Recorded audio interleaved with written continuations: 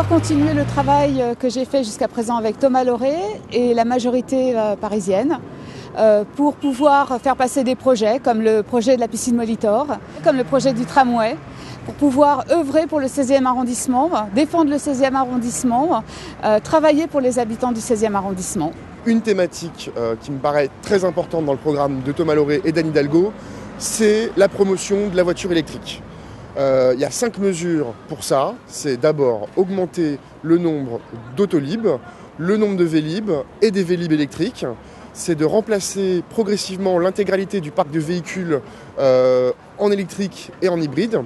Et enfin, c'est pour la promotion des voitures électriques privées, d'abord d'ouvrir les couloirs de bus à tous les véhicules électriques et de leur offrir le stationnement gratuit et la gratuité des recharges électriques.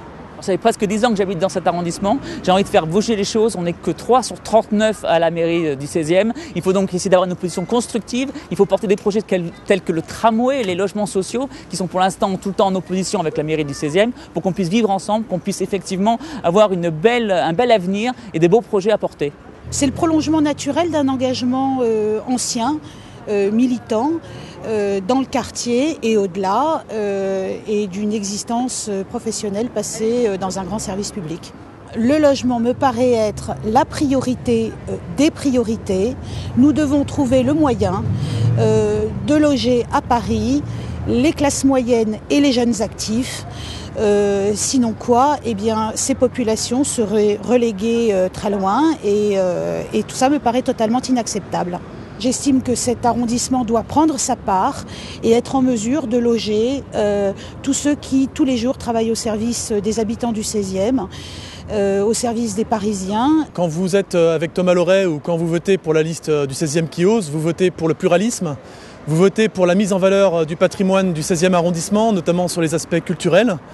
Et en ce qui me concerne, j'ambitionne particulièrement de rénover la façon dont les cafés dans le 16e sont utilisés pour en faire des cafés connectés à Internet, connectés au numérique, où on puisse trouver des espaces de travail collaboratifs et on puisse aussi débattre de la culture en lien avec la tradition historique des grands écrivains qui ont fait le 16e et dont on voit parfois les plaques sur les immeubles environnants. Je veux soutenir tous ceux qui se sentent mal dans leur peau dans le 16e, qui se sentent stigmatisés, notamment les jeunes et les moins jeunes aussi. Et pour vous dire qu'on sent un certain gêne dans le 16e, on vous regarde de travers, on ne se sent pas à notre place. Moi étant d'origine étrangère, je ne me sens pas à ma place. Et quelquefois on a des réflexions aussi qui ne sont pas bonnes à entendre. Et ça me révolte. Et quelques personnes me disent « mais pourquoi tu fais ce que tu fais ?» Je leur dis que je fais ça en général pour mes enfants, leurs enfants, le futur. Et pour le vivre ensemble, parce qu'il n'y a pas de raison qu'une certaine population ne se sente pas bien dans le 16e. Je pense que si Paris tombait à droite, ce serait une régression, l'interruption de toutes les évolutions positives qui ont été faites depuis 2 mandatures.